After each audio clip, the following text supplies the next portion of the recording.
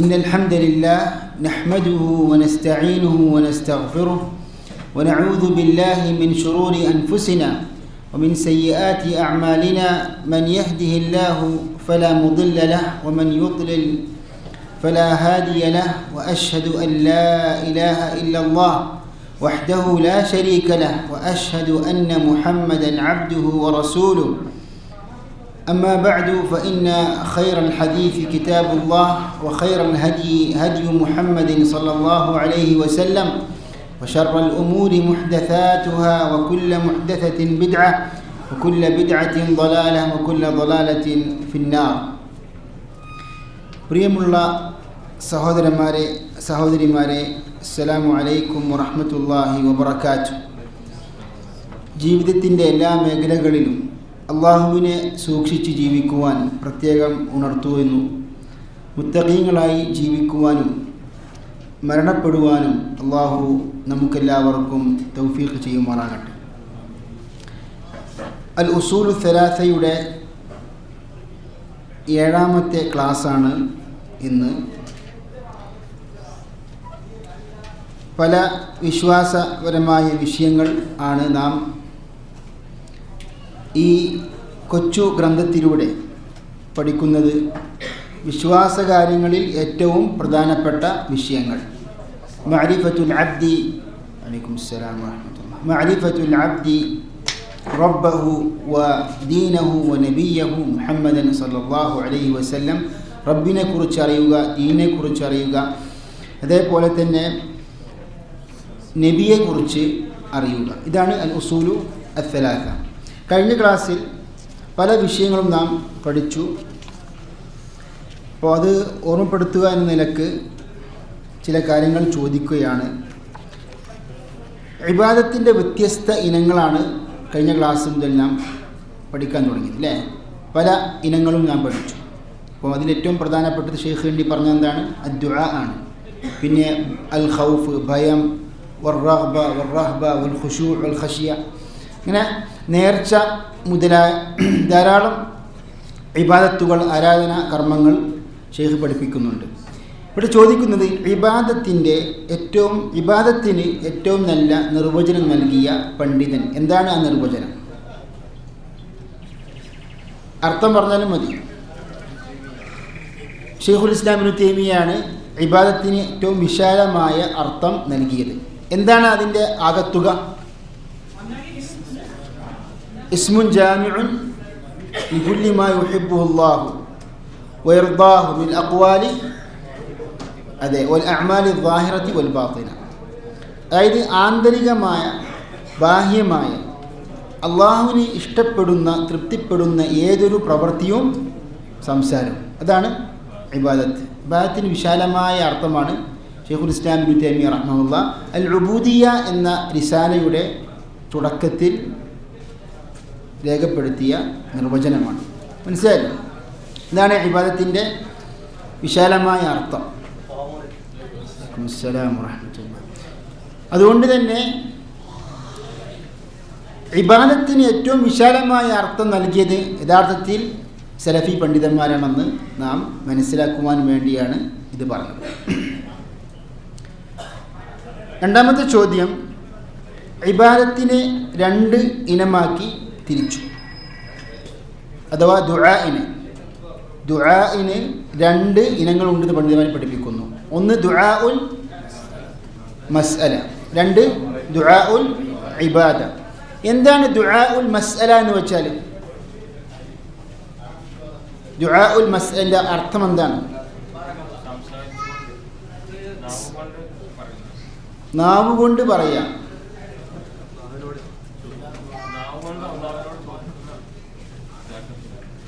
അതെ, നാവ് കൊണ്ട് ആ പദം ഉപയോഗിക്കേണ്ട ആവശ്യമില്ല. അള്ളാഹുവിനോട് ചോദിച്ചുകൊണ്ട്, ആവശ്യങ്ങൾ ഉന്നയിച്ചുകൊണ്ട് അള്ളാഹുവിനോട് പ്രാർത്ഥിക്കുക. ഇതാണ് ദുആഉൽ മസ്അല.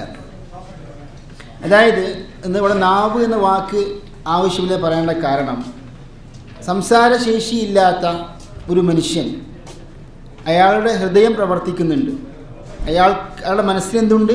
തേട്ടമുണ്ട്. അള്ളാഹുവേ, എനിക്ക് ഈ കാര്യം നീ നിറവേറ്റി തരണമേ എന്നാൽ പ്രാർത്ഥിക്കുമ്പോൾ അത് ദുആ ഉൽ മസ്അലയാണോ ദുആ ഉൽ ഇബാദയാണോ? ദുആ ഉൽ മസ്അലയാണ്. നാവ് കൊണ്ട് സംസാരിക്കണം എന്ന് ഷർത്ത് ഇല്ല.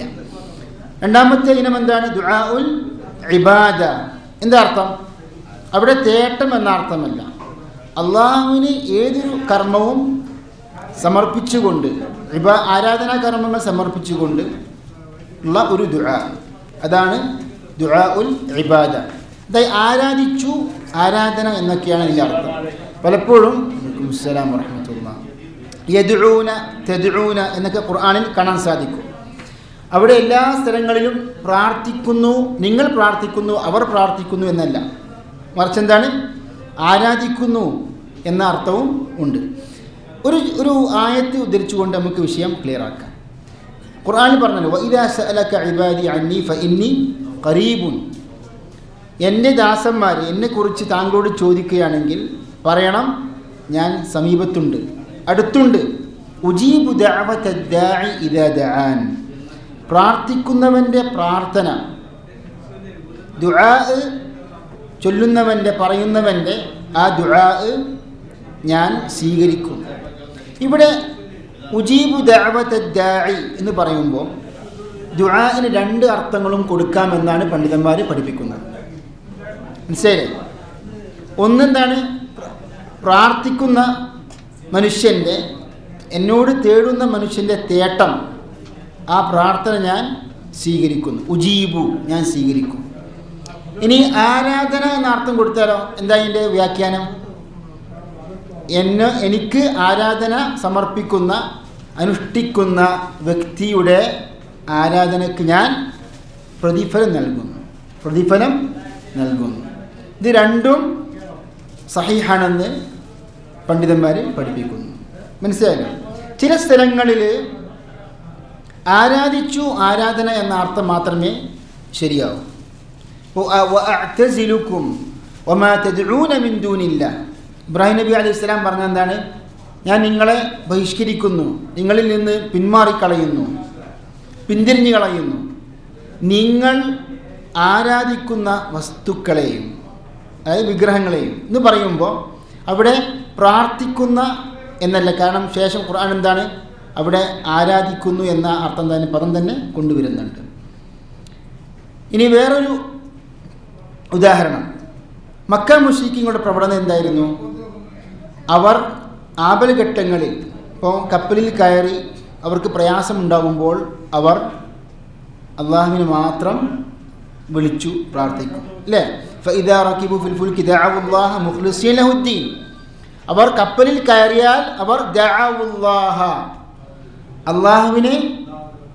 അള്ളാഹുവിനോട് പ്രാർത്ഥിക്കുമെന്നാണ്.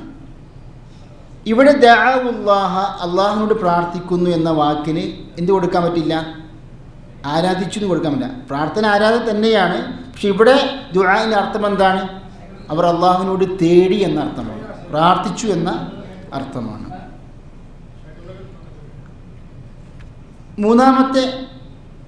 മൂന്നാമത്തെ ചോദ്യം, എന്താണ് അദ്ദുആഉ ഹുവൽ ഇബാദ എന്ന് നബി സല്ലല്ലാഹു അലൈഹി വസല്ലം പഠിപ്പിച്ചു, അല്ലേ?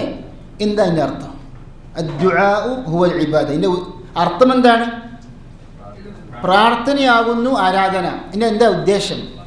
അതിൻ്റെ ബാഹ്യാർത്ഥമല്ല ചോദിച്ചത്, എന്താണ് അതിൻ്റെ ഉദ്ദേശം?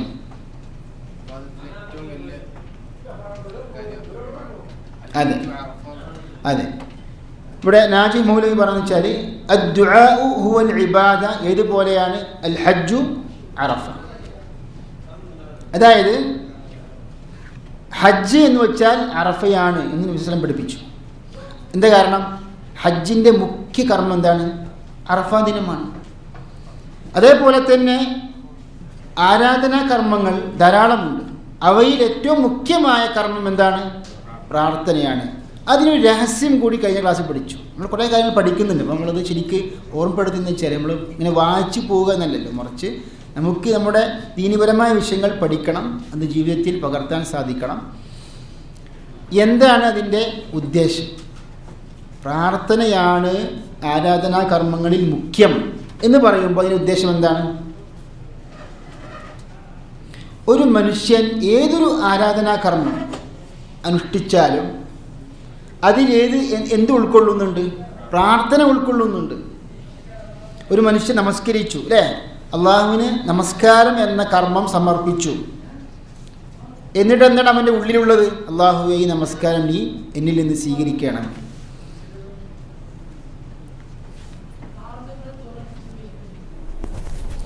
അപ്പോൾ എന്താണ് ഇതിൻ്റെ അർത്ഥം? അതിൻ്റെ അർത്ഥം എന്ന് വെച്ചാൽ എന്തെന്നാൽ ആ ആരാധന കർമ്മത്തിൽ, ആ ഇബാദത്തിൽ പ്രാർത്ഥന ഉൾപ്പെട്ടിട്ടുണ്ട്. അതാണ് അദ്ദുആഉ ഹുവൽ ഇബാദ എന്ന ആ ഹദീസിൻ്റെ ഉദ്ദേശം. പിന്നെ അദ്ദുആഉ മുഖുൽ ഇബാദ എന്ന ഹദീസ് ദുർബലമാണെന്ന് നാം പഠിച്ചു. അത് ദുർബലമാകാനുള്ള കാരണം അതെ, ഇബ്നു ലഹിയ എന്ന റാവി ഉണ്ട്. മനസ്സിലായില്ലേ? അതായത് ആദ്യം ആ റാവി, ഇത് ദുർബലമാകാനുള്ള റാവിയുടെ പേരാണ് പറയേണ്ടത്. അത് ഞാൻ ഉദ്ദേശിച്ചത് എൽമു പഠിക്കുന്ന നമ്മുടെ സുഹൃത്തുക്കളോടുള്ള ചോദ്യമായിരുന്നു. അബ്ദുല്ലാഹി ഇബ്നു ലഹിയ എന്ന റാവി, ആ റാവിയുടെ അവസാന കാലഘട്ടത്തിൽ അയാൾക്ക് എന്താണ് ദൗർബല്യം സംഭവിച്ചിട്ടുണ്ട്. അയാളുടെ മക്തബ കത്തിപ്പോയി.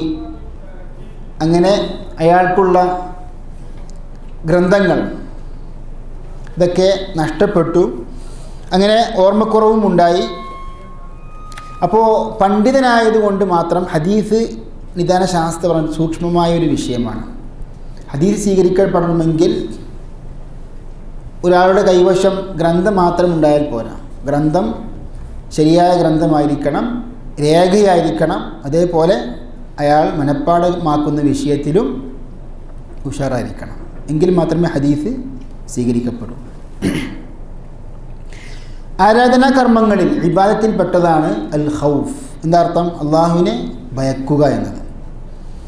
ചോദ്യം എന്താണ്? ഇബാദത്താകുന്ന ഖൗഫ് ഏത്? ഖൗഫു സിറാണ്. ഖൗഫു സിർ. അതിനിപ്പോൾ എങ്ങനെ മലയാളത്തിൽ അർത്ഥം വെക്കുക? ഖൗഫു സിർ എന്ന് ഒറ്റ വാക്കിൽ കൊടുക്കാൻ പറ്റും? സ്വകാര്യമായ ഭയം എന്ന് പറഞ്ഞ ആൾക്കാർക്ക് തിരിയില്ല. ഖൗഫു സിറിൻ്റെ ഉദ്ദേശം മനസ്സിലായോ?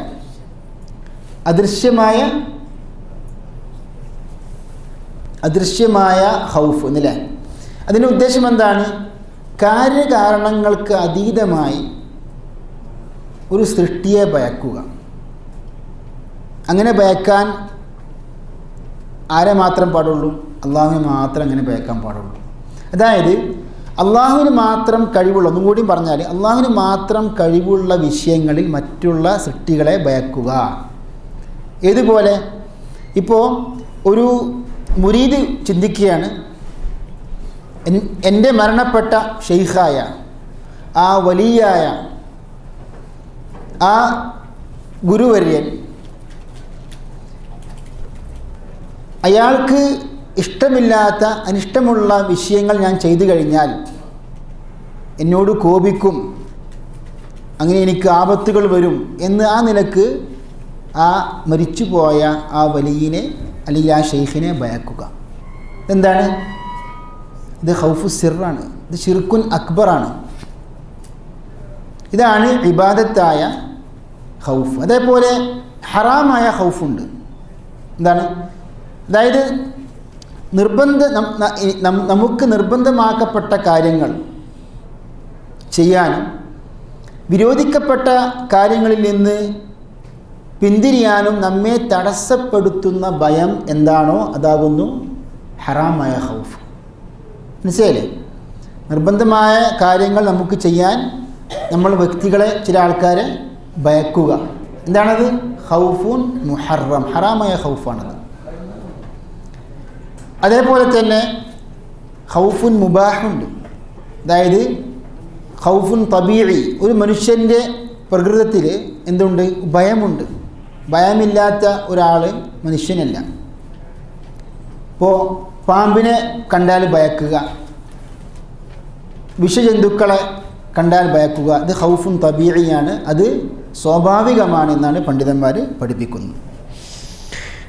അവസാനത്തെ ചോദ്യം നമ്മുടെ ഇന്നത്തെ ദർസിലേക്ക് കടക്കുകയാണ്.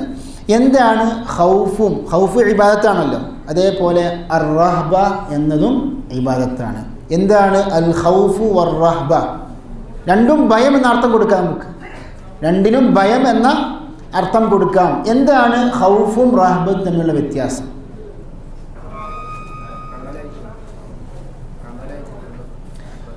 അമലായി ബന്ധപ്പെട്ടതാണ് ഏത്? റഹ്ബ. അതായത് റഹ്ബയും ഖൗഫും രണ്ടും ഭയമാണ്. ഭയത്തോടൊപ്പം കർമ്മം ഉണ്ടാകുമ്പോൾ, കർമ്മവും ചേരുമ്പോൾ, പ്രവൃത്തിയും ചേരുമ്പോൾ എന്തായി മാറി? റഹ്ബയായി. നാം ഏതിൽ നിന്നാണോ ഭയക്കുന്നത് ആ കാര്യത്തിൽ നിന്ന് രക്ഷപ്പെടുവാൻ വേണ്ടി ഭയത്തോടൊപ്പം നാം പ്രവർത്തിക്കുമ്പോൾ എന്തായി മാറി? അത് റഹ്ബയായി മാറി. അതാണ് അൽ ഖൗഫു അൽ മഖ്റൂനു ബിൽ അമൽ എന്ന് റഹ്ബക്ക് പണ്ഡിതന്മാർ അർത്ഥം നൽകാനുള്ള കാരണം. അപ്പോൾ ഇതായിരുന്നു നമ്മുടെ കഴിഞ്ഞ ക്ലാസ്സിലെ പ്രധാനപ്പെട്ട വിഷയങ്ങൾ ഓർമ്മപ്പെടുത്തിയതാണ്. ഇൻഷാ അല്ലാഹ് നമ്മൾ ഇപ്പോൾ പഠിച്ചുകൊണ്ടിരിക്കുന്നത് എന്താണ്? അൻവാഉൽ ഇബാദ. ഇബാദത്തിൻ്റെ വ്യത്യസ്തമായ ഇനങ്ങൾ, ധാരാളം ഇനങ്ങളുണ്ട്, ഒരു ഇനം മാത്രമല്ല. അവയിൽ മുഖ്യമാണ് എന്ത്? പ്രാർത്ഥന. ആ പ്രാർത്ഥനയുടെ വ്യത്യസ്ത ഇനങ്ങളും നാം പഠിച്ചു, പ്രയോഗങ്ങളൊക്കെ പഠിച്ചു. ഇനി നാം നിർത്തിവെച്ചത് ഏതിലാണ്? റജാ ആണ് അല്ലേ? വദലീലുർ റജാ, അതായത് പ്രതീക്ഷയുടെ തെളിവെന്താണ്? പ്രതീക്ഷ എന്താണ്? ഇബാദത്താണ്. പ്രതീക്ഷയുടെ തെളിവെന്താണ്? ഖൗലുഹു തആല ഫമൻ കാന യർജു ലിഖാഅ റബ്ബിഹി ഫലിയഅമൽ അമലൻ സാലിഹൻ വലാ യുശ്രിക് ബിഇബാദത്തി റബ്ബിഹി അഹദാ.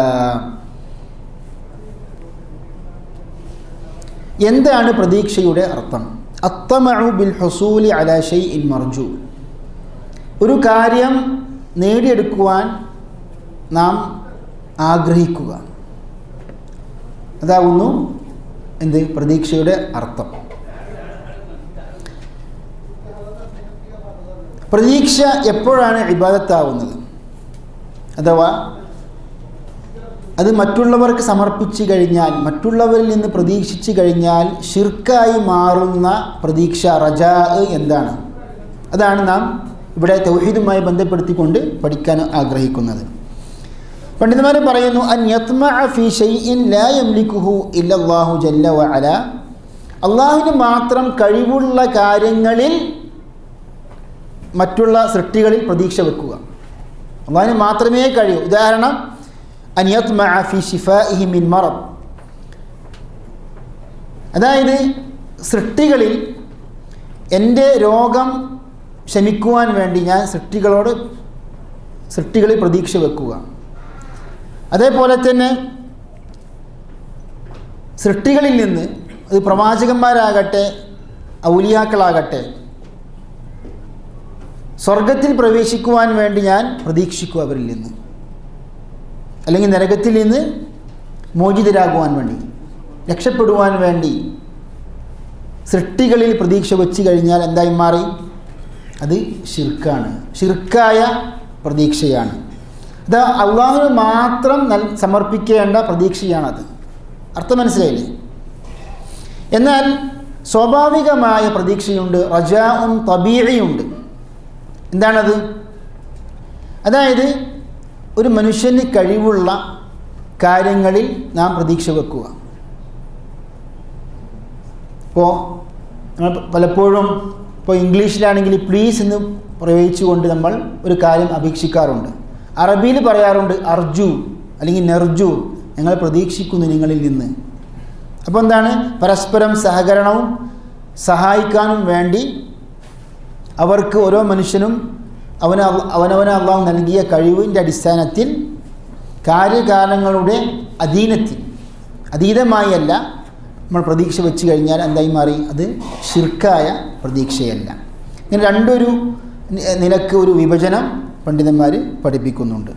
അപ്പോൾ റജാ പ്രതീക്ഷയാണ്. ഇതിന് ശേഷം ഷെയ്ഖ് പഠിപ്പിക്കുന്നുണ്ട് റഗ്ബ. എന്താണ് റഗ്ബ? എന്താ അർത്ഥം? അതും പ്രതീക്ഷ, ആഗ്രഹം എന്നൊക്കെയാണ് അതിൻ്റെ അർത്ഥം. എന്താണ് വ്യത്യാസം? ഇമാം ഇബ്നുൽ ഖയ്യിം റഹ്മഹുല്ലാ പഠിപ്പിക്കുന്നുണ്ട്, വൽ ഫർഖു ബൈന റഗ്ബതി വർ റജാഇ അന്ന റജാഅ തമഉൻ വർ റഗ്ബത തലബുൻ ഫഹിയ സമറത്തുർ റജാ. അതായത് റഗ്ബത്തും റജാവും തമ്മിലുള്ള വ്യത്യാസം, റജാ ആഗ്രഹമാണ്. റഗ്ബത്തിന് എന്തുണ്ട്? ആഗ്രഹമുണ്ട്. പക്ഷേ റഗ്ബത്ത് ആഗ്രഹത്തിൽ മാത്രം ഒതുങ്ങുന്നില്ല, അതോടൊപ്പം എന്തുണ്ട്? തേട്ടവുമുണ്ട്. താൻ ആഗ്രഹിക്കുന്ന കാര്യം എന്താണോ അത് തേടുക, ചോദിക്കുക, അപേക്ഷിക്കുക, അതാവുന്നെന്ത്? റഗ്ബ. ഫഇദാ ഫറഗ്ത ഫൻസബ് വഇലാ റബ്ബിക ഫർഗബ്.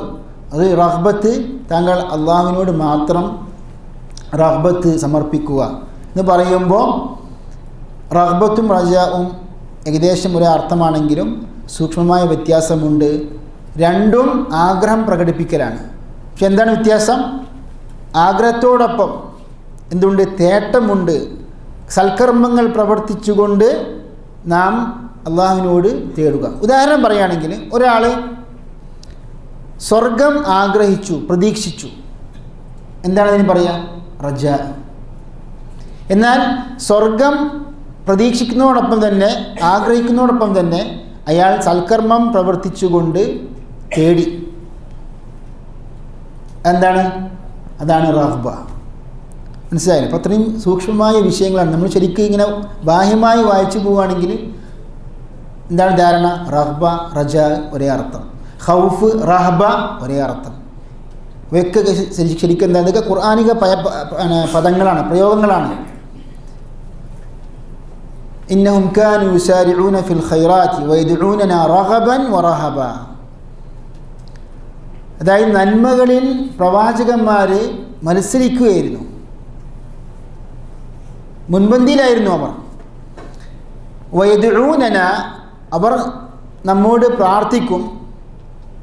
റഗബൻ വറഹബ, അതായത് നമ്മുടെ പ്രതിഫലം, കാരുണ്യം പ്രതീക്ഷിച്ചുകൊണ്ടും ശിക്ഷയിൽ നിന്ന് ഭയന്നുകൊണ്ടും അവർ ദുആ ചെയ്യുമായിരുന്നു.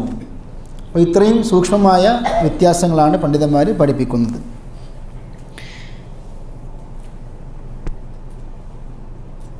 അപ്പോൾ റജാഇൻ്റെ അർത്ഥം നാം പഠിച്ചു, റജാവും റഗ്ബത്തും തമ്മിലുള്ള വ്യത്യാസം പഠിച്ചു.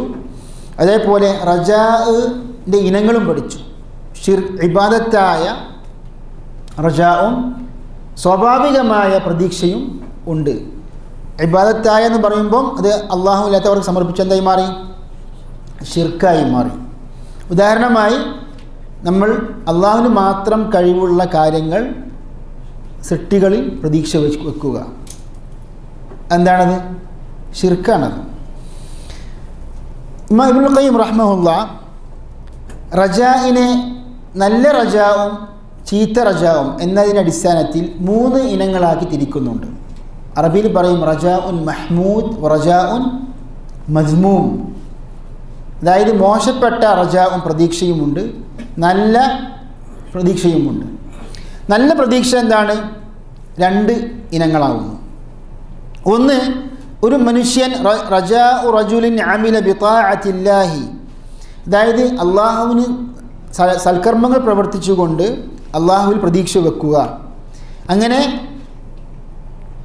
അയാൾ അള്ളാഹുവിൻ്റെ പ്രതിഫലം ആഗ്രഹിക്കുന്നു. രണ്ടാമത്തെ നല്ല റജ എന്താണ്? വറജുലുൻ അദ്നബ ദുനൂബൻ, ഒരാൾ ധാരാളം പാപങ്ങൾ ചെയ്തു, എന്നിട്ട് ശേഷം അയാൾ തൗബ ചെയ്ത് പശ്ചാത്തപിച്ച് അള്ളാഹുവിലേക്ക് മടങ്ങി അള്ളാഹുവിൻ്റെ മഗ്ഫിറത്ത്, പാപമോചനം പ്രതീക്ഷ വെച്ചുകൊണ്ട്. ഈ 2 പ്രതീക്ഷയും എന്താണ്? നല്ല പ്രതീക്ഷയാണ്. ഒന്നെന്താണ്? സൽക്കർമ്മം പ്രവർത്തിക്കുന്നു, അതോടൊപ്പം അള്ളാഹുവിൻ്റെ പ്രതിഫലം കാക്ഷിക്കുക. രണ്ടാമത്തെ റജ എന്താണ്? നല്ല റജ, ഒരാൾ പാപം, ഒന്നുകിൽ ഒരു മനുഷ്യൻ സൽക്കർമ്മം പ്രവർത്തിക്കുക അല്ലെങ്കിൽ പാപങ്ങൾ ചെയ്യുന്ന 2 അവസ്ഥയാണല്ലോ. രണ്ടാമത്തെ റജ എന്താണ്? പാപങ്ങൾ ചെയ്തിട്ട് തൗബ ചെയ്ത് അള്ളാഹുവിലേക്ക് മടങ്ങി അള്ളാഹുവിൻ്റെ കാരുണ്യവും മഗ്ഫിറത്തും പ്രതീക്ഷിക്കുന്ന അവസ്ഥ. ഇത് രണ്ടും എന്താണ്? സുദീർഘമായ 2 ഇനങ്ങളാകുന്നു. മഹ്മൂദായ റജ ആകുന്നു, മദ്മൂമായ ചീത്ത മോശപ്പെട്ട റജ ഉണ്ട്. എന്താണത്? അതായത് റജുലുൻ മുതമാദിൻ ഫി തഫ്രീത്തി വൽ ഖതായ, പാപങ്ങളിൽ മുഴുകിക്കൊണ്ടിരിക്കുന്ന ഒരു മനുഷ്യൻ, പാപങ്ങൾ ചെയ്തുകൊണ്ടേയിരിക്കുന്നു. എന്നാൽ യർജു റഹ്മത്തല്ലാഹി ബിലാ അമൽ, അയാൾ അള്ളാഹുവിൻ്റെ കാരുണ്യം പ്രതീക്ഷിക്കുന്നു, എന്നാൽ സൽക്കർമ്മങ്ങൾ ചെയ്യാതെ ഒരു മാറ്റം വരുത്താതെ ഒരു പരിവർത്തനം ഉണ്ടാക്കാതെ അയാൾ അള്ളാഹുവിൻ്റെ റഹ്മത്ത്, കാരുണ്യം, മഗ്ഫിറത്ത് പ്രതീക്ഷിക്കുന്നു. അതെന്താണ്? റജാ ഉൻ മദ്മൂമാണ്. ഒരു സത്യവിശ്വാസിക്ക് ആ അവസ്ഥ ഉണ്ടാകാൻ പാടില്ല. അയാളെന്താണ്? നമ്മളൊക്കെ പാപികളാണ്. പാപം ചെയ്തു കഴിഞ്ഞാൽ ഇസ്തിഗ്ഫാർ നടത്തണം. ഈ ഇസ്തിഗ്ഫാർ എന്ന് പറയുമ്പോൾ തന്നെ പിശാചിന് എത്ര ഭാരമുള്ളൊരു കാര്യമില്ല. കാരണം അള്ളാഹുവിലേക്ക് അടുക്കുകയാണല്ലോ. അപ്പം അതുകൊണ്ട് തന്നെ ഏത് പാപം ചെയ്തു കഴിഞ്ഞാലും അതിനെന്തുണ്ട്? തൗബയുണ്ട് എന്നാണ്. തൗബയുണ്ട്, ഇസ്തിഗ്ഫാറുണ്ട്. പക്ഷേ ആ ഇസ്തിഗ്ഫാറും ആ തൗബയൊക്കെ സ്വീകരിക്കപ്പെടണമെങ്കിൽ എന്തുണ്ട്?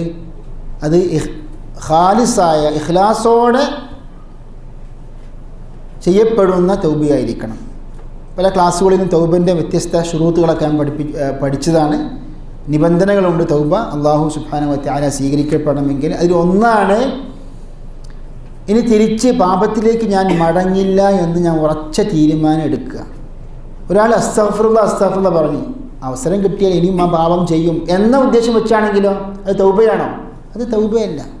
അപ്പോൾ തൗബ സ്വീകരിക്കപ്പെടണമെങ്കിൽ പല ഷർത്തുകളുമുണ്ട്. പാപത്തെ വെടിയുക, പാപത്തിൽ നിന്ന് പിന്മാറുക, 1. 2, ഇനി ആ പാപത്തിലേക്ക് മടങ്ങില്ല എന്ന് ഉറച്ച തീരുമാനം എടുക്കുക. അതേപോലെ തന്നെ ഖേദമുണ്ടാകുക എന്നാണ്. ഒരാൾ ഇസ്തിഗ്ഫാർ ചൊല്ലുന്നു, പശ്ചാത്തപിച്ചു എന്നയാൾ നടിക്കുന്നു, പക്ഷെ അയാളുടെ മനസ്സിലെന്തില്ല? ഖേദമില്ല. അതേപോലെ തന്നെ 4ാമത്തെ ഷർത്തെന്നാണ്? സൃഷ്ടികളുമായി ബന്ധപ്പെട്ട പാപമാണെങ്കിൽ ആ സൃഷ്ടികൾക്ക് താൻ പിടിച്ചെടുത്ത, കൈവശപ്പെടുത്തിയ ആ സ്വത്താണെങ്കിൽ സ്വത്ത്, പണമാണെങ്കിൽ പണം തിരിച്ചു കൊടുക്കുക. ഒരാളുടെ സ്വത്ത് കൈവശമാക്കിയിട്ട്, അന്യായമായി സ്വത്ത് കൈവശമാക്കിയിട്ട് അയാൾ അസ്തഗ്ഫിറുല്ലാ പറഞ്ഞു, തൗബ ചെയ്തു, ആ അന്യായമായി അയാൾ എടുത്ത ആ സ്വത്ത് തിരിച്ചു കൊടുത്തില്ല, അത് തൗബയാകുമോ? തൗബയാകൂല. ആണ് യുഗ്ഫറു ലിശ്ശഹീദി കുല്ലു ദംബിൻ ഇല്ല അദ്ദൈൻ. രക്തസാക്ഷിക്ക് എല്ലാ പാപവും പൊറുക്കപ്പെടും, ഏതൊഴികെ? കടബാധ്യത ഒഴികെയെന്ന്. എന്താ കാരണം? സൃഷ്ടികളുമായി ബന്ധപ്പെട്ട പാപമാണെങ്കിൽ അത് അവരുമായി പൊരുത്തപ്പെടിച്ചില്ലെങ്കിൽ അതെന്താണ്? വലിയ ദോഷകരമായി മാറുമെന്ന് ഹദീസ് പഠിപ്പിക്കുന്നു. അപ്പോൾ ഇതാണ് റജാഇൻ്റെ ചുരുക്കം. പ്രതീക്ഷ എന്ന ഇബാദത്തിൻ്റെ വിശദീകരണമാണ് ഇപ്പോൾ നാം പഠിച്ചത്. എന്താണ് ഇതിൻ്റെ തെളിവ്? ഫമൻ കാന യർജു ലിഖാഅ റബ്ബിഹി ഫലിയഅമൽ അമലൻ സാലിഹൻ വലാ യുശ്രിക് ബിഇബാദത്തി റബ്ബിഹി അഹദ. ഫമൻ കാന യർജു ലിഖാഅ റബ്ബിഹി, എന്താ ഇതിനർത്ഥം? ഇതിന് പണ്ഡിതന്മാർ പല അർത്ഥങ്ങൾ കൊടുത്തിട്ടുണ്ട്. അതിൻ്റെ ബാഹ്യമായ അർത്ഥം എന്താണ്? അള്ളാഹുവിനെ കണ്ടുമുട്ടുമെന്ന് വല്ലവനും പ്രതീക്ഷയുണ്ടെങ്കിൽ. എന്താണ് അതിൻ്റെ ഉദ്ദേശം? അള്ളാഹുവിൻ്റെ പ്രതിഫലം വല്ലവനും ആഗ്രഹിക്കുന്നുണ്ടെങ്കിൽ. അതൊരു വ്യാഖ്യാനം. 2ാമത്തെ വ്യാഖ്യാനം, അള്ളാഹുവിനെ വല്ലവനും ഭയക്കുന്നുണ്ടെങ്കിൽ, ശ്രദ്ധിക്കണം, അള്ളാഹുവിനെ വല്ലവനും ഭയക്കുന്നുണ്ടെങ്കിൽ അവൻ സൽക്കർമ്മം പ്രവർത്തിക്കട്ടെ, ശിർക്ക് ചെയ്യാതിരിക്കട്ടെ. ഇതും ചില തഫ്സീർ ഗ്രന്ഥങ്ങളിൽ കാണാൻ സാധിക്കും. പറഞ്ഞത് മനസ്സിലായല്ലോ? ഒന്നെന്താണ്? അള്ളാഹുവിൻ്റെ പ്രതിഫലം പ്രതീക്ഷിക്കുക. 2 എന്താണ്? അള്ളാഹുവിനെ വല്ലവനും ഭയക്കുന്നുണ്ടെങ്കിൽ, അതാ അള്ളാഹുവിൻ്റെ വിചാരണയെ വല്ലവനും ഭയക്കുന്നുണ്ടെങ്കിൽ അവൻ സൽക്കർമ്മം പ്രവർത്തി ഫലിയഅമൽ അമലൻ സാലിഹൻ വലാ യുശ്രിക് ബിഇബാദത്തി റബ്ബിഹി അഹദ. ചോദ്യം എന്താണ്? എങ്ങനെയാണ് ഇവിടെ ഭയം എന്ന അർത്ഥം വന്നത്? എന്താണ് പദം? ഖുർആനിക പദം എന്താണ്? ഫമൻ കാന യർജു. അതിനെന്താ അർത്ഥം കൊടുത്തത്? യഖാഫ്. എങ്ങനെ ഈ അർത്ഥം ശരിയാകുക? ചോദ്യം മനസ്സിലായല്ലേ?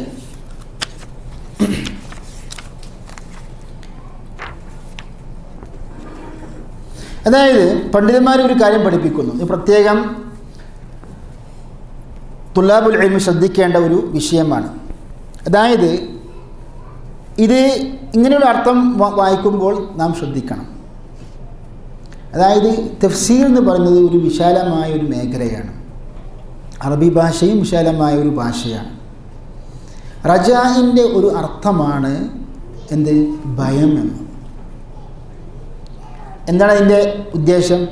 പ്രതീക്ഷ എന്ന് പറയുമ്പോൾ രണ്ട് നിലയ്ക്ക് നമുക്ക് അർത്ഥം വെക്കാം. ഒന്ന്, നന്മ ലഭിക്കുവാൻ വേണ്ടി, നമുക്ക് നേടിയെടുക്കുവാൻ വേണ്ടിയുള്ള പ്രതീക്ഷ, മനസ്സിലായില്ലേ?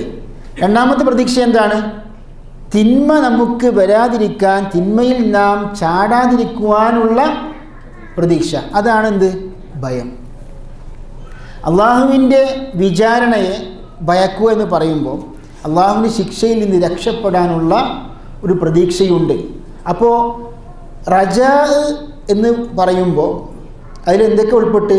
പ്രതീക്ഷയും ഉൾപ്പെട്ടു, ഭയവും ഉൾപ്പെട്ടു. അതുകൊണ്ടാണ് തഫ്സീർ പണ്ഡിതന്മാർ ഫമൻ യഖാഫുൽ ഹിസാബ എന്ന അർത്ഥം ഈ ഫമൻ കാന യർജു ലിഖാ റബ്ബിഹി എന്ന ആയത്തിന് നൽകാനുള്ള കാരണം. ഇത്രക്കും ശരിക്ക് സൂക്ഷ്മമായ ഒരു തഫ്സീറാണെന്ന് നാം മനസ്സിലാക്കും. ഇമാം തബരിയുടെ തഫ്സീർ നോക്കൂ, നിങ്ങൾ ഇമാം ബഗവിയുടെ തഫ്സീർ നോക്കൂ, ഇമാം വാഹിദിയുടെ തഫ്സീർ നോക്കൂ. അവിടെയൊക്കെ ഭയം എന്ന തഫ്സീർ നമുക്ക് കാണാൻ സാധിക്കും.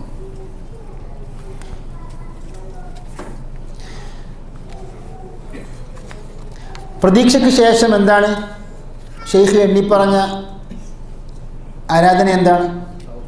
ഇബാദ, അത്തവക്കുൽ. വദലീലു തവക്കുലി, നമുക്ക് ഷെയ്ഖിൻ്റെ ഇബാറത്തിലേക്ക് പ്രവേശിക്കാം. വദലീലു തവക്കുലി, തവക്കുലിൻ്റെ തെളിവ്. ഖൗലുഹു തആല, അല്ലാഹുവിൻ്റെ വചനം, വഅലല്ലാഹി ഫതവക്കലു ഇൻ കുൻതും മുഅ്മിനീൻ, നിങ്ങൾ സത്യവിശ്വാസികളാണെങ്കിൽ നിങ്ങൾ അല്ലാഹുവിൽ ബലമേൽപ്പിക്കുക. വഖൗലുഹു വമൻ യതവക്കൽ അലല്ലാഹി ഫഹുവ ഹസ്ബുഹു, ആർ അല്ലാഹുവിൽ ബലമേൽപ്പിച്ചുവോ അല്ലാഹു അവന് മതിയാവുന്നു. ഇതാണ് തവക്കുലിൻ്റെ തെളിവ്. അപ്പോൾ തവക്കുൽ എന്താണ്? ഇബാദത്താണ്. എന്താണ് ഈ തവക്കുൽ എന്നാണ് നാം ആദ്യം പഠിക്കേണ്ടത്. പണ്ഡിതന്മാർ പറയുന്നു വഹഖീഖത്തു തവക്കുലി ഹുവ സിദ്ഖു ഇഅ്തിമാദിൽ ഖൽബി അലല്ലാഹി അസ്സ വജല്ല ഫി ഇസ്തിജ്ലാബിൽ മസാലിഹി വദഫ്ഇൽ മദാരി മിൻ ഉമൂരി ദുനിയ വൽ ആഖിറതി കുല്ലിഹ. ഇഹപര കാര്യങ്ങൾ, ദുനിയവിയാകട്ടെ ഉഖ്റവിയാകട്ടെ, നമുക്ക് ഉപകാരപ്രദമായ കാര്യങ്ങൾ നേടിയെടുക്കുവാനും ഉപദ്രവങ്ങളിൽ നിന്ന് രക്ഷപ്പെടുവാനും എല്ലാ കാര്യങ്ങളിലും അള്ളാഹുവിനെ മാത്രം ആശ്രയിച്ചുകൊണ്ട് അള്ളാഹുവിൽ ബലമേൽപ്പിക്കുക. ഇതാവുന്നു തവക്കുലിൻ്റെ അർത്ഥം. ഇമാം ഇബ്നു റജബിൽ ഹംബലി ജാമിഉൽ ഉലൂമി വൽ ഹികമിൽ പറഞ്ഞ തഅരീഫാണ്. അപ്പോൾ എല്ലാ കാര്യങ്ങളും അള്ളാഹുവിൽ പൂർണ്ണമായും ബലമേൽപ്പിച്ചാൽ എന്തായി മാറി? അത് തവക്കുലായി മാറി. ഇമാം ഇബ്നുൽ ഖയ്യിം റഹ്മത്തുള്ളാഹി പറയുന്നു, ലാ യൻഫഉഹു ഖൗലുഹു തവക്കൽതു അലല്ലാഹി മഅ ഇഅ്തിമാദിഹി അലാ ഗൈരിഹി വറുകൂനിഹി ഇലൈഹി. അത് തവക്കൽതു അലല്ലാഹി നാവ് കൊണ്ട് പറഞ്ഞ്, എന്നാൽ അയാളുടെ മനസ്സിൽ എന്താണ്? ആശ്രയം മുഴുവനും സൃഷ്ടികളുടെ മേലെയാണ്. സൃഷ്ടികളെ ആശ്രയിക്കുന്നത് അത് ഏത് നിലക്കാണെങ്കിലും, സാമ്പത്തികമായിട്ടാണെങ്കിലും ഏത് നിലക്കും അവൻ്റെ മനസ്സിലെന്താണുള്ളത്? സൃഷ്ടികളാണ്, അല്ലെങ്കിൽ അല്ലാഹു സുബ്ഹാനഹു വ തആല ഈ പ്രപഞ്ചത്തിൽ സംവിധാനിച്ച സംവിധാനങ്ങളാകുന്നു. ഭൗതികമായ സംവിധാനങ്ങളിൽ ആണ് ഒരു മനുഷ്യൻ്റെ ചിന്ത മുഴുവനും. തവക്കൽതു അലല്ലാഹ് നാവ് കൊണ്ട് പറഞ്ഞിട്ട് കാര്യമില്ല എന്നാണ് ഷെയ്ഖ് ഇമാം ഇബ്നുൽ ഖയ്യിം റഹ്മത്തുള്ളാഹി പഠിപ്പിക്കുന്നത്. ഏതുപോലെ കമാ അന്ന തൗബത്തൽ ലിസാനി മഅ ഇസ്റാറിൽ ഖൽബി ഷൈഉൻ വതൗബത്തുൽ ഖൽബി വഇൻ ലം യൻതിഖിൽ ലിസാനു ഷൈ. നല്ലൊരു ഉദാഹരണമാണ് ഇമാം ഇബ്നുൽ ഖയ്യിം റഹ്മത്തുള്ളാഹി പറഞ്ഞത്. ഇബ്നുൽ ഖയ്യിം പറയുന്നു, ഏതുപോലെ ഒരു മനുഷ്യൻ പശ്ചാത്തപിച്ചു അസ്തഗ്ഫിറുല്ലാഹ് വ അതൂബു ഇലൈഹി എന്ന് നാവുകൊണ്ട് സംസാരിക്കുന്നു, ഉച്ചരിക്കുന്നു, എന്നാൽ ഹൃദയത്തിൽ എന്തില്ല? പശ്ചാത്താപമില്ല. എന്നാൽ ഒരു മനുഷ്യൻ നാവുകൊണ്ട് പറയുന്നില്ല, പക്ഷെ അയാളുടെ മനസ്സിൽ ഖേദമുണ്ട്, ഇനി പാപത്തിലേക്ക് ഞാൻ മടങ്ങില്ല എന്ന തീരുമാനമുണ്ട്. അതോടൊപ്പം തന്നെ അള്ളാഹുവിനോടുള്ള ഭയമുണ്ട്, അള്ളാഹുവിനോട് എൻ്റെ പാപം നീ പുറത്തു തരണമേ എന്ന തേട്ടമുണ്ട്. അവനാകുന്നു യഥാർത്ഥ തായിബ് അവനാകുന്നു. അതേപോലെ തന്നെ തവക്കുൽ നമ്മുടെ ജീവിതവുമായി നമ്മൾ തട്ടിച്ച് നോക്കുകയാണെങ്കിൽ പലപ്പോഴും നമുക്ക് വീഴ്ച വരാറുള്ള ഒരു മേഖലയാണ് തവക്കുൽ. അതായത് പ്രത്യേകിച്ച് ഈ ആധുനിക കാലഘട്ടത്തിൽ ഈ പദാർത്ഥ ലോകത്തിൽ മനുഷ്യൻ അമിതമായി മുഴുകുകയും വിശ്വാസം നൽകുകയും ചെയ്തതിൻ്റെ അടിസ്ഥാനത്തിൽ അള്ളാഹുവിലുള്ള തവക്കുലിന് നല്ല ദൗർബല്യം സംഭവിച്ചു. നമ്മുടെ ഓരോരുത്തരുടെയും ജീവിതം പരിശോധിച്ചാൽ നമുക്കത് കാണാൻ സാധിക്കും. പലപ്പോഴും നമുക്ക് രോഗം വരുമ്പോൾ നമ്മുടെ ചിന്ത മുഴുവനും ആശുപത്രിയിലും അതേപോലെ തന്നെ മരുന്നുകളിലും ആകുന്നു. എന്നാൽ അള്ളാഹുവിനോടുള്ള ആ ശിഫ തേടലും പ്രാർത്ഥനയും അള്ളാഹുവിനുള്ള ആ പ്രതീക്ഷയും നമ്മൾ നോക്കുകയാണെങ്കിൽ എത്രത്തോളം ഉണ്ട് എന്ന് നാം പരിശോധിക്കേണ്ടതാണ്. അപ്പം തവക്കുൽ എന്ന് പറയുന്നത് നിസ്സാരമായ സംഗതിയല്ല. ഇമാം ഇബ്നുൽ ഖയ്യിം റഹിമഹുല്ലാഹ് പറയുന്നു, അത്തവക്കുലു നിസ്ഫുദ്ദീൻ, ദീനിൻ്റെ പകുതിയാണെന്ത് തവക്കുൽ എന്ന്.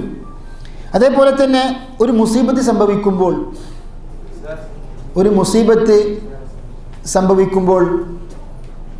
ഒരു മനുഷ്യൻ അള്ളാഹുവിൽ പൂർണ്ണമായും തവക്കുൽ ചെയ്യേണ്ട ഒരു സന്ദർഭമാണ്. അവിടെയൊക്കെ നമ്മൾ കാരണങ്ങളുടെ പിന്നാലെ പോയി ഭൗതികമായ കാര്യങ്ങളുടെ പിന്നാലെ പോയി അള്ളാഹുവിലുള്ള വിശ്വാസം, അള്ളാഹുവിൽ എല്ലാ കാര്യവും ബലമേൽപ്പിക്കുന്നതിനെ ദുർബലപ്പെടുത്തുന്ന പല കാര്യങ്ങളിൽ നാം ഏർപ്പെടാറുണ്ട്. അല്ലാഹു തആല നമുക്ക് പുറത്തു തരുമാറാകട്ടെ. മുതവക്കിലീങ്ങളായ യഥാർത്ഥ തവക്കുൽ ചെയ്യുന്ന മുത്തഖീങ്ങളുടെ കൂട്ടത്തിൽ അള്ളാഹു നമ്മെ ഉൾപ്പെടുത്തുമാറാകട്ടെ. പണ്ഡിതന്മാർ പഠിപ്പിക്കുന്നു, തവക്കുലും ഇബാദത്തല്ലാത്ത തവക്കുൽ ഉണ്ട് എന്ന്. അതായത് ഷിർക്കായ തവക്കുൽ എന്താകുന്നു, അതാണ് നാം പഠിക്കേണ്ടത്. ഇപ്പോൾ തവക്കുലും തൗക്കീലും തമ്മിൽ പണ്ഡിതന്മാർ വ്യത്യാസം പഠിപ്പിക്കുന്നുണ്ട്. ഇപ്പോൾ തൗക്കീൽ ഒന്നും തവക്കുലും വേറൊന്നുമാണ്. തൗക്കീൽ എന്ന് വെച്ചാൽ ഒരു മനുഷ്യനെ ഒരു കാര്യം ചെയ്യുവാൻ വേണ്ടി ഏൽപ്പിക്കുക. എന്താണ്? തൗക്കീലാണ്. അത് അനുവദിക്കപ്പെട്ട കാര്യമാണ്. തവക്കുൽ എന്ന് വെച്ചാൽ നമ്മുടെ എല്ലാ കാര്യങ്ങളും അള്ളാഹുവിൽ മാത്രം വരമേൽപ്പിക്കുക. അതാകുന്നു തവക്കുലിൻ്റെ ഉദ്ദേശം.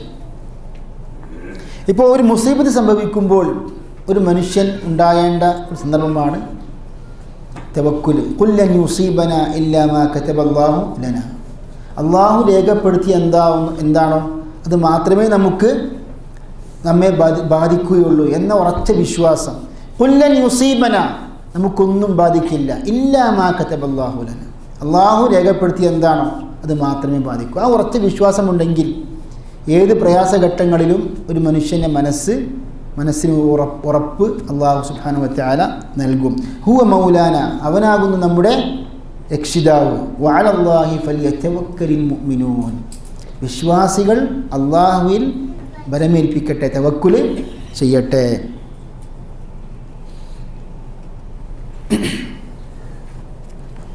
പലപ്പോഴും ചില ആൾക്കാർ പറയാറുണ്ട്, നമുക്ക് ചെയ്യാൻ സാധിച്ചതൊക്കെ ചെയ്യേണ്ടതെല്ലാം ചെയ്തു, ബാക്കി അള്ളാഹുവിൽ തവക്കുൽ ചെയ്തു എന്ന് സാധാരണ പറയാറുണ്ട്. ഇത് പണ്ഡിതന്മാർക്കിടയിൽ ചർച്ചയുള്ള ഒരു പ്രയോഗമാണ്. ഇത് പാടുണ്ടോ പാടില്ലേ, പാടുണ്ടെന്ന് പറഞ്ഞവരുണ്ട്, പാടില്ല എന്ന് പറഞ്ഞവരുണ്ട്. പക്ഷെ എങ്കിലും ഇവിടെ സൂക്ഷിക്കേണ്ട ഒരു വിഷയം, ബാക്കി എന്ന പദം, നാം ചെയ്യേണ്ടതെല്ലാം ചെയ്തു, ബാക്കി അള്ളാഹുവിൽ തവക്കുൽ ചെയ്തു പറയുമ്പം, ബാക്കി എന്ന് പറയുമ്പം അതാകുന്നു ബാക്കിയുള്ള വിഷയത്തിൽ മാത്രമാണ് തവക്കുൽ ചെയ്തത് എന്ന ഒരു അർത്ഥം, തെറ്റായ ഒരു അർത്ഥം അതിൽ നിന്ന് ഉൾത്തിരിഞ്ഞു വരുന്നുണ്ട്. അതുകൊണ്ട് പണ്ഡിതന്മാർ അതിലെ ശരിയായ പ്രയോഗം പഠിപ്പിക്കുന്നു. നാം അല്ലാഹു സുബ്ഹാനഹു വ തആല നമുക്ക് നൽകിയ കഴിവനുസരിച്ച് നാം ചെയ്യേണ്ടതെല്ലാം ചെയ്തു, അള്ളാഹുവിനോട് നാം സഹായം ചോദിക്കുന്നു, അള്ളാഹു സുബ്ഹാനഹു വ തആല സഹായിക്കട്ടെ എന്നാണ് ശരിക്ക് പറയേണ്ടത്. കാരണം എല്ലാ വിഷയത്തിലും അള്ളാഹു തവക്കുൽ ചെയ്യണമെന്നാണ്, ബാക്കിയുള്ളതിൽ മാത്രം അല്ല എന്ന് ഷെയ്ഖ് ഇബ്നു ഉസൈമീൻ റഹ്മഹുല്ലാഹ് ഇപ്പോൾ ഷെയ്ഖുമാരൊക്കെ ഈ പ്രയോഗം തെറ്റാണെന്ന് പറഞ്ഞിട്ടുണ്ട്. എന്നാൽ പലപ്പോഴും ഒരു വ്യക്തിയുടെ ഉദ്ദേശം എന്താണ്? ഞാനൊരു മനുഷ്യ നിലയ്ക്ക് ചില കാര്യങ്ങളും ചെയ്തു, പക്ഷേ തൗഫീഖും അതേപോലെ തന്നെ സദാദൊക്കെ അള്ളാഹുവിൻ്റെ കൈവശമാണ്, അത് അള്ളാഹു നൽകണം എന്നാണ് എൻ്റെ ഉദ്ദേശം. പക്ഷേ എങ്കിലും പ്രയോഗത്തിൽ പോലും തെറ്റ്, അബദ്ധം ഉണ്ടാകാൻ പാടില്ല എന്നാണ് നമ്മുടെ ദീൻ പഠിപ്പിക്കുന്നത്. എന്താണ് ചോദ്യം? എപ്പോഴാണ് അള്ളാഹു അല്ലാത്തവരിൽ നാം തവക്കുൽ ചെയ്തു കഴിഞ്ഞാൽ അത് ഷിർക്കുൻ അക്ബർ, ഇസ്ലാമിൽ നിന്ന് പുറത്താക്കുന്ന ഷിർക്കായി മാറുന്നത്? അതായത് അള്ളാഹുവിന് മാത്രം കഴിവുള്ള കാര്യങ്ങൾ, വിഷയങ്ങളിൽ അള്ളാഹു അല്ലാത്തവരിൽ നാം തവക്കുൽ ചെയ്തു കഴിഞ്ഞാൽ, ബലമേൽപ്പിച്ച് കഴിഞ്ഞാൽ എന്തായി മാറി? അത് ഷിർക്കായി മാറി. അതായത് ഇപ്പോൾ ഉദാഹരണം പറയുകയാണെങ്കിൽ പെട്ടെന്ന് നമുക്ക് വരുന്നൊരു ഉദാഹരണം എന്താണ്? മരിച്ചുപോയ മഹാന്മാരോട് നമുക്ക് വിജയം കിട്ടുവാനും അതേപോലെ തന്നെ റിസ്ക് കിട്ടുവാനും സന്താനം ലഭിക്കുവാനും വേണ്ടി മഹാന്മാരിൽ തവക്കുൽ ചെയ്യുക.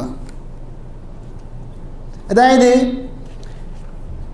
ഷെയ്ഖ് അബ്ദുൽ ഖാദിർ ജീലാനിയെ പുകഴ്ത്തി പറയുന്ന ചില ബെയ്ത്തുകളിലൊക്കെ അതിൻ്റെ അർത്ഥം നമ്മൾ നോക്കുകയാണെങ്കിൽ, എൻ്റെ മുരീദ് ഒന്നും യാതൊരു നിലക്കും ഭയക്കേണ്ട ആവശ്യമില്ല, പേടിക്കേണ്ട ആവശ്യമില്ല, ഏതൊരു ആപത്ഘട്ടത്തിലും ഞാൻ സഹായത്തിനുണ്ടാകും എന്ന ആ അർത്ഥം വായിക്കുന്ന ഒരു മുരീദിൻ്റെ മനസ്സിൽ എന്തായിരിക്കും?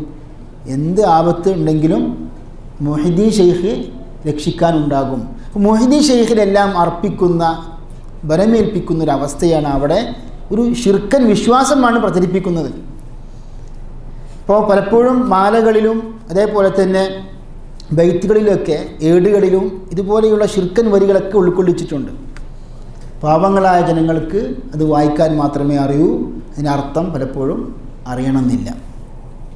ഇത് ഉദാഹരണമായിട്ട് അൽ ഫുയൂദാത്തുർ റബ്ബാനിയ ഫിൽ ഔറാദി വൽ മആസിരിൽ ഖാദിരിയ എന്ന പുസ്തകത്തിൽ ഈ ഞാൻ പറഞ്ഞ വരികളൊക്കെ ഉണ്ട്. രണ്ടാമത്തെ തവക്കുൽ എന്താണ്? അത് ഷിർക്കുൻ അസ്ഗറായി പണ്ഡിതന്മാർ പഠിപ്പിക്കുന്നു. അതായത് അല്ലാഹു സുബ്ഹാനഹു വ തആല ഒരു മനുഷ്യന് സൃഷ്ടിക്ക് നൽകിയ കഴിവുകൾ വെച്ചുകൊണ്ട് നാം ആ സൃഷ്ടിയിൽ ബലമേൽപ്പിക്കുക. അതെന്താണ്? ഷിർക്കുൻ അസ്ഗറാണ് നാം പണ്ഡിതന്മാർ പഠിപ്പിക്കുന്നത്. അതും തവക്കുലും തമ്മിൽ വ്യത്യാസമുണ്ട്. ഒരു മനുഷ്യൻ ഒരാളെ ഏൽപ്പിച്ചു, ആ ഏൽപ്പിക്കുന്നത് എന്താണ്? തൗക്കീൽ ജായിസാണ്. എന്നാൽ മറ്റൊരാൾ അയാളുടെ ആശ്രയം മുഴുവനും ആ മനുഷ്യൻ്റെ സഹായത്തിലാണ്. വലൈക്കും അസ്സലാം വറഹ്മത്തുള്ളാഹി. ആ മനുഷ്യൻ മുഖേന എനിക്കെല്ലാം ലഭിക്കും, എൻ്റെ കാര്യങ്ങളൊക്കെ സാധിച്ച് എടുക്കാം എന്നുള്ള, അതായത് കാര്യകാരണങ്ങളിലുള്ള അമിതമായ ആശ്രയം എന്തായി മാറിയത്? അത് ഷിർക്കിലേക്ക് എത്തിക്കുന്നു, അഥവാ അത് ഷിർക്കുൻ അസ്ഗറായി പണ്ഡിതന്മാർ പഠിപ്പിക്കുന്നു. അപ്പോൾ എന്താണ് ഒരു മനുഷ്യന്, ഒരു വിശ്വാസിയിൽ നിന്ന് ഉണ്ടാകേണ്ടത്? ഒരു മനുഷ്യൻ ഒരു കാര്യം ചെയ്തു, പ്രവർത്തിച്ചു. പക്ഷെ ആ പ്രവൃത്തി, അതിൻ്റെ റിസൾട്ട് 100% അത് അള്ളാഹുവിൽ നിന്നാണ് ലഭിക്കുക. പൂർണ്ണമായും അള്ളാഹുവിലാണ് ആ മനുഷ്യൻ തവക്കുൽ ചെയ്യേണ്ടത്. അങ്ങനെ ഇത്രയും ശരിക്ക് നാം പഠിക്കേണ്ട വിഷയങ്ങളാണ് ഈ തവക്കുലിൻ്റെ വ്യത്യസ്തമായ ഇനങ്ങൾ. ലൗ അന്നക്കും തതവക്കലൂന അലല്ലാഹി ഹഖ്ക തവക്കുലിഹി ലറസഖക്കും കമാ യർസുഖു അത്തൈർ തഗ്ദു ഖിമാസൻ വതറൂഹു ബിതാന. നിങ്ങൾ അള്ളാഹുവിൽ വേണ്ടതുപോലെ തവക്കുൽ ചെയ്തിരുന്നുവെങ്കിൽ ഒരു പക്ഷിക്ക് അള്ളാഹു നൽകിയ റിസ്ക് നൽകിയതുപോലെ നിങ്ങൾക്ക് അള്ളാഹു റിസ്ക് നൽകും. എന്താ പക്ഷിയുടെ അവസ്ഥ? രാവിലെ കാലി വയറായിട്ട് ആ പക്ഷി പുറപ്പെടുന്നു, അന്നം തേടിക്കൊണ്ട്, ഭക്ഷണം തേടിക്കൊണ്ട്. എന്നാൽ തിരിച്ചു മടങ്ങുമ്പോഴോ വയറ് നിറഞ്ഞുകൊണ്ട് ഭക്ഷണമൊക്കെ ആഹരിച്ചുകൊണ്ട് തിരിച്ചു മടങ്ങുന്നു.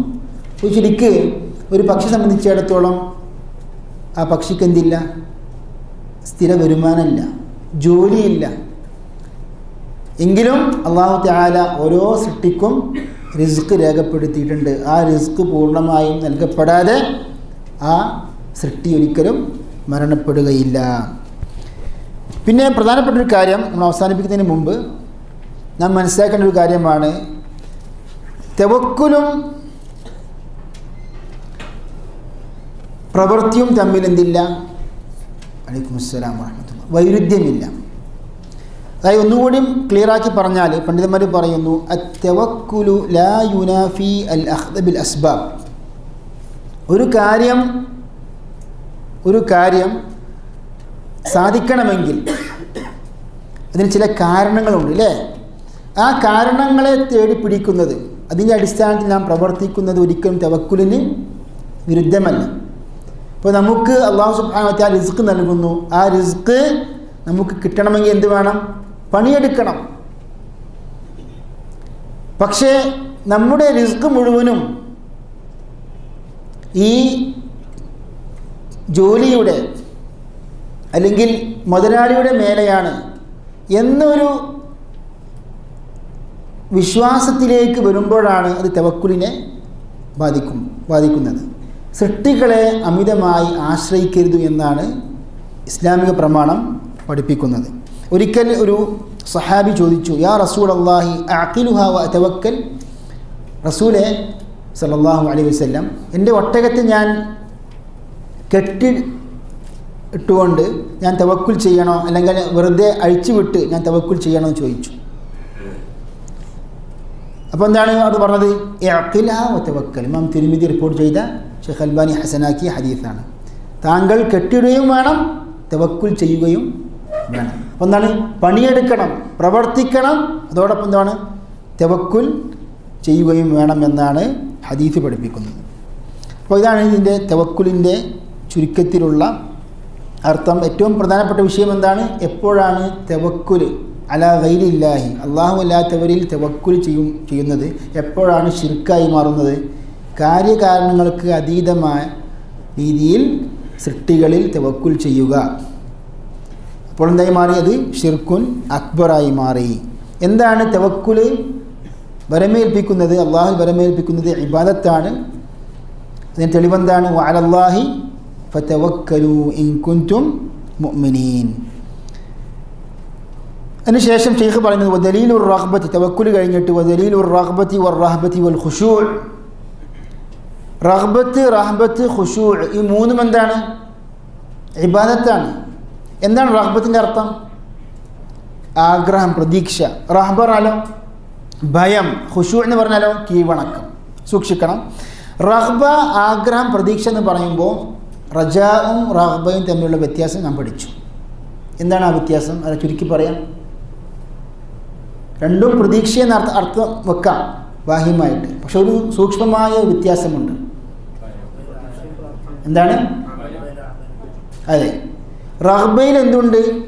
ഒരു തലബുണ്ട്, അപേക്ഷയുണ്ട്.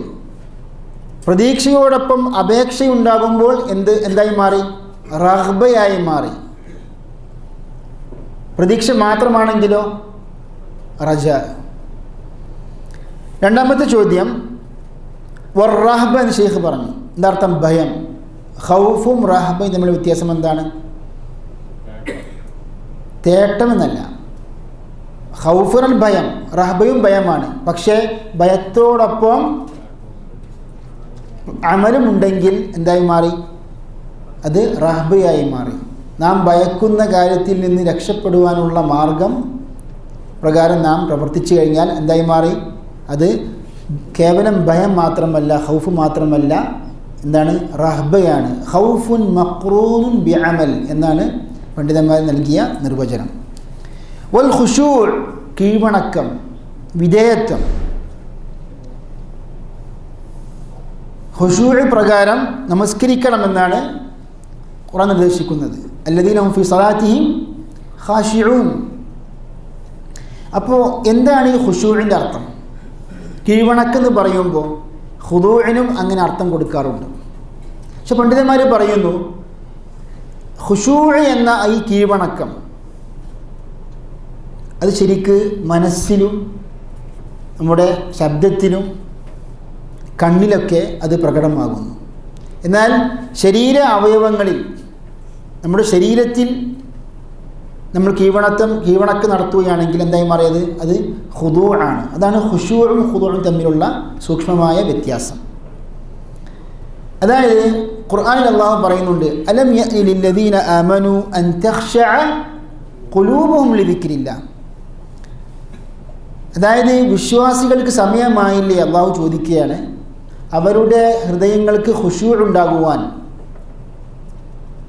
എന്ന് പറയുമ്പോൾ ഹൃദയത്തിലാണ് ശരിക്ക് ഖുശൂഅ് വരേണ്ടത്. അപ്പോൾ ഖുശൂഉം ഖുദൂഉം തമ്മിലുള്ള വ്യത്യാസമാണ് പണ്ഡിതന്മാർ പറയുന്നു വഹുവ ബിമഅൽ ഖുദൂഅ്. ഖുശൂഉം ഖുദൂഉം ഒരേ അർത്ഥമാണ് ഏകദേശം. ഇല്ലാ അന്നൽ ഖുദൂഅ യഗ്ലിബു അൻ യകൂന ഫിൽ ബദൻ. ശരീരത്തിലാണ് ഖുദൂഅ് പ്രകടമാകുക, ഹൃദയത്തിൽ ആ ഖുശൂഅ് ആ കീഴ്വണക്കം ഉറക്കുമ്പോൾ അതിനെന്തായി മാറി? ഖുശൂഅായി മാറി. നമസ്കാരത്തിൽ ശരീരത്തിൻ്റെ ഖുദൂഅ് അല്ല ഖുർആൻ ആവശ്യപ്പെടുന്നത്. കാരണം മനസ്സിന് ഭക്തി ഉണ്ടെങ്കിൽ ശരീരവും ആ ഭക്തിയിലെ അനുസരിച്ച് പ്രവർത്തിക്കും. അതാണ് ഈ സൂക്ഷ്മമായ ഒരു അർത്ഥം. ഖാശിഅത്തൻ അബ്സാറുഹും വഖശഅത്തിൽ അസ്വാതു ലിർറഹ്മാൻ എന്നൊക്കെ ഖുർആനിൽ കാണാൻ സാധിക്കും. ഇതാകുന്നു റഹ്ബ, റഹ്ബ, ഖുശൂഅ്. ഈ മൂന്നും ഇബാദത്തിൻ്റെ വ്യത്യസ്തമായ ഇനങ്ങളാകുന്നു. ഇതെല്ലാം അള്ളാഹുവിന് സമർപ്പിക്കേണ്ടതാണ്. ഇന്നഹും കാനു യുസാരിഊന ഫിൽ ഖൈറാത്തി വയദ്ഊനന റഗബൻ വറഹബൻ വകാനു ലനാ ഖാശിഈൻ. പ്രവാചകന്മാർ നമുക്ക് ദുആ ചെയ്യുമായിരുന്നു. ആ ദുആ രണ്ട് അർത്ഥങ്ങളും കൊടുക്കാം. ഒന്നെന്താണ്? പ്രാർത്ഥന എന്ന അർത്ഥമുണ്ട്. ദുആ ഉൽ മസ്അല ആകട്ടെ, ദുആ ഉൽ ഇബാദത്ത് ആകട്ടെ, ആരാധിച്ചു എന്ന അർത്ഥവും കൊടുക്കാം. റഗബൻ വറഹബ, അള്ളാഹുവിൻ്റെ കാരുണ്യം പ്രതീക്ഷിച്ചുകൊണ്ടും കാംക്ഷിച്ചുകൊണ്ടും അള്ളാഹുവിൻ്റെ ശിക്ഷയെ വിചാരണയെ ഭയന്നുകൊണ്ടും നമ്മോട് ഖുശൂഅ് കാണിക്കുന്ന കീഴ്വണക്കം കാണിക്കുന്നവരായിരുന്നു പ്രവാചകന്മാർ. നോക്കൂ നിങ്ങൾ, അള്ളാഹു സുബ്ഹാനഹു വ തആല സ്വർഗം ഉറപ്പാക്കിയ വിഭാഗമാണ് ആര്? പ്രവാചകന്മാർ. എന്നിട്ടും അവർക്കവിടെ മനസ്സിൽ എന്തുണ്ട്? ഖൗഫുണ്ട്. അപ്പോൾ യഥാർത്ഥ വിശ്വാസിക്ക് ഉണ്ടാവേണ്ട ഒരു സൽഗുണമാണത് ഖൗഫ്, അതേപോലെ തന്നെ റജാ, അതേപോലെ മഹബ്ബ. പണ്ഡിതന്മാർ പറയുന്നു അർക്കാനുൽ ഇബാദത്തി സലാസ. ഇബാദത്തിൻ്റെ റുക്നുകൾ, ഇബാദത്ത് സ്വീകരിക്കപ്പെടാൻ റുക്ൻ ഞാൻ പഠിച്ചു. ഒന്നെന്താണ്? ഇഖ്ലാസും മുതാബഅയും. എന്നാൽ ഇബാദത്താകണമെങ്കിൽ അതിന് 3 റുക്നുകളുണ്ട് പണ്ഡിതൻ പഠിപ്പിക്കുന്നു. ഒന്നെന്താണ്? അള്ളാഹുവിനെ സ്നേഹിച്ചുകൊണ്ട് അള്ളാഹുവിനെ ആരാധിക്കുക. 2 അള്ളാഹുവിന് ശിക്ഷയെ ഭയന്നുകൊണ്ട് അൽ ഖൗഫു മിൻ അദാബില്ലാ. 3 അർ റജാഉ ഫി റഹ്മത്തില്ലാ, അള്ളാഹുവിൻ്റെ കാരുണ്യം, അള്ളാഹുവിൻ്റെ പ്രതിഫലം പ്രതീക്ഷിച്ചുകൊണ്ട് അള്ളാഹുവിനെ ആരാധിക്കുക. ഈ 3ഉം നമ്മുടെ മനസ്സിൽ വേണമെന്നാണ്. അതായത് മുമ്പുള്ള പണ്ഡിതന്മാരൊക്കെ പഠിപ്പിക്കാറുണ്ട്, എന്താണ്? അള്ളാഹുവിനെ സ്നേഹിച്ചുകൊണ്ട് മാത്രം ആരാധിച്ചാൽ മൻ അബദല്ലാഹ ബിൽ ഹുബ്ബി വഹ്ദഹു ഫഹുവ സിന്ദീഖുൻ, അവൻ ദീൻ വിരോധിയാണെന്ന്. അതായത് ചില പിഴച്ചു പോയ സൂഫിയാക്കളിൽ നിന്ന് ഉദ്ധരിക്കപ്പെടാറുണ്ട്, ഞാൻ അള്ളാഹുവിനെ ആരാധിക്കുന്ന അള്ളാഹുവിനെ സ്നേഹിച്ചുകൊണ്ട് മാത്രമാണ്, അള്ളാഹുവിന് ശിക്ഷയെ ഭയക്കുകയോ അള്ളാഹുവിൻ്റെ കാരുണ്യത്തിൽ പ്രതീക്ഷ വെച്ചുകൊണ്ടോ അല്ല എന്ന്. അതെന്താണ്? വളരെ തെറ്റായ ഒരു പിഴച്ചു പോയ സൂഫിസത്തിൻ്റെ ചിന്താഗതിയാണ്. അപ്പോൾ ഒന്നെന്താണ്? അൽ മഹബ്ബ, അള്ളാഹുവിനുള്ള സ്നേഹം വേണം. അതേപോലെ തന്നെ അൽ ഖൗഫ്, അള്ളാഹുവിനെ ഭയക്കണം, അള്ളാഹുവിന് ശിക്ഷയെ ഭയക്കണം. ഖൗഫ് കൊണ്ട് മാത്രം ആരാധിച്ചാലോ പ്രതീക്ഷയുമില്ല സ്നേഹമില്ല, എന്തായി മാറി? ഫഹുവ ഹറൂരിയുൻ എന്നാണ് സലഫുകൾ പഠിപ്പിക്കുന്നത്. അതായത് അവൻ ഖവാരിജികളുടെ വിശ്വാസത്തിലേക്ക് അല്ലെങ്കിൽ ചിന്താഗതിയിലേക്ക് പോകുന്നു. ഖവാരിജികൾ എന്താ അവർക്ക് പറ്റിയൊരു വലിയ അബദ്ധം, അള്ളാഹുവിനെ ഭയക്കുക എന്ന ഖൗഫിന് അമിതമായ പ്രാധാന്യം നൽകിക്കൊണ്ടുള്ള ഒരു ഇബാദത്ത്. അങ്ങനെ ആയപ്പോൾ എന്തായി മാറി? അള്ളാഹുവിനുള്ള പ്രതീക്ഷ കുറഞ്ഞുപോയി, ഖൗഫിൻ്റെ അളവ് കൂടിപ്പോയി. അങ്ങനെ ആയപ്പോൾ പാപം ചെയ്തു കഴിഞ്ഞാൽ ഒരു മനുഷ്യൻ കാഫിറായി എന്ന അവസ്ഥയിലേക്ക് എത്തി. ശരിയല്ലേ? പലപ്പോഴും ഈ ഖവാരിജുകൾ അല്ലെങ്കിൽ ഖവാരിജുകളുടെ സ്വഭാവമാണ് പണ്ഡിതന്മാർ പറയാറുള്ള വിഭാഗക്കാരെ കുറിച്ച് നമ്മൾ പരിശോധിക്കുകയാണെങ്കിൽ അവരൊരു സ്വഭാവമായിരിക്കും മുസ്ലിം ഭരണാധികാരികൾക്കെതിരായി എപ്പോഴും ആഹ്വാനം ചെയ്യുക. മുസ്ലിം ഭരണാധികാരികൾ അക്രമം പ്രവർത്തിക്കുന്നുണ്ടല്ലെങ്കിൽ തിന്മ പ്രവർത്തിക്കുന്നതിൻ്റെ അടിസ്ഥാനത്തിൽ അവർ മുസ്ലിമീങ്ങളല്ല എന്ന മുദ്ര കുത്തിക്കൊണ്ട് അവർക്കെതിരെ ജനങ്ങളെ ഇളക്കുക. അത് ഖവാരിജുകളുടെ ഒരു സ്വഭാവമാണ്. മനസ്സിലായല്ലോ? പറഞ്ഞു വരുന്നത്, ഒന്ന് മഹബ്ബത്തുണ്ടാവണം, പിന്നെന്താണ് ഖൗഫ് റജാഉം വേണം. പ്രതീക്ഷ കൊണ്ട് മാത്രം അനുവദിച്ചാലോ മുർജിഅ എന്ന പിഴച്ച ആദർശക്കാരിൽപ്പെട്ടു. മുർജിഅകളുടെ പ്രശ്നം? പ്രതീക്ഷ മാത്രമേ ഉള്ളൂ എന്ന് പറഞ്ഞാൽ എത്ര പാപം ചെയ്തു കഴിഞ്ഞാൽ മുസ്ലിമാണോ ലാ ഇലാഹ ഇല്ലല്ലാഹ് പറഞ്ഞോ അവൻ സ്വർഗത്തിലാണ്, അവന് ലാ യദുറു മഅൽ ഈമാനി മഅസിയ എന്നാണ് മുർജിഅകളുടെ മുദ്രാവാക്യം. ഈമാൻ ഉണ്ടെങ്കിൽ ഒരു തിന്മയോ ഒരു പാപവും ഏൽക്കൂല, ഒരു പ്രശ്നമില്ല. അപ്പോൾ നമ്മുടെ നാട്ടിലൊക്കെ ചില പിഴച്ച തരീക്കത്തുകളുടെ അവസ്ഥ എന്താണ്? ശരിക്കും ശുദ്ധ ഇർജാഇൻ്റെ വിശ്വാസമാണ്. മൻ ഖാല ലാ ഇലാഹ ഇല്ലല്ലാഹ് ദഖലൽ ജന്ന എന്നാണ് ഹദീസിൻ്റെ അടിസ്ഥാനത്തിലാണ് അവർ ഈ പിഴച്ച ആദർശമൊക്കെ പ്രചരിപ്പിക്കുന്നത്. ലാ ഇലാഹ ഇല്ലല്ലാഹ് പറഞ്ഞോ പിന്നെ ഒന്നൊരു പ്രശ്നമില്ല, അവൻ എത്ര പാപം ചെയ്തു കഴിഞ്ഞാലും അള്ളാഹു പുറത്തു കൊടുക്കും, ഇന്നല്ലാഹ ഗഫൂർ റഹീം എന്നൊക്കെ ആയത്തിൻ്റെ സന്ദർഭത്തിൽ നിന്ന് എടുത്തു മാറ്റി തെറ്റിദ്ധരിപ്പിക്കുന്നു. ഇതാകുന്നു റഹ്ബയും ഖുശൂഉം ഈ ആയത്ത് ആകുന്നതിൻ്റെ തെളിവ്. ഇൻഷാ അല്ലാഹ് ബാക്കിയുള്ള വിഷയങ്ങളൊക്കെ നാം അടുത്ത ക്ലാസ്സുകളിൽ പഠിക്കുന്നതാണ്. ഈ ക്ലാസ് പിരിഞ്ഞതിന് മുമ്പ് ഒരൊറ്റ വിഷയം മാത്രം പറഞ്ഞുകൊണ്ട് നിർത്തുകയാണ്. അതായത് വദലീലുൽ ഖശ്യ, കാരണം ഖശ്യയും ഖുശൂഉം തമ്മിലുള്ളൊരു ബന്ധമുണ്ടല്ലോ. ഭയം. ഖശ്യ എന്ന് വെച്ചാൽ ഭയമാണ്. അപ്പോൾ ഭയത്തിന് ഇപ്പോൾ എത്ര വാക്ക് നാം പഠിച്ചു? ഒന്നെന്താണ്? ഖൗഫ്, ഭയം. ആ ഖൗഫിനോടൊപ്പം അമലുണ്ടെങ്കിലോ എന്തായി മാറി? റഹ്ബ. ആണ് കേട്ടോ, റഹ്ബല്ല റഹ്ബ.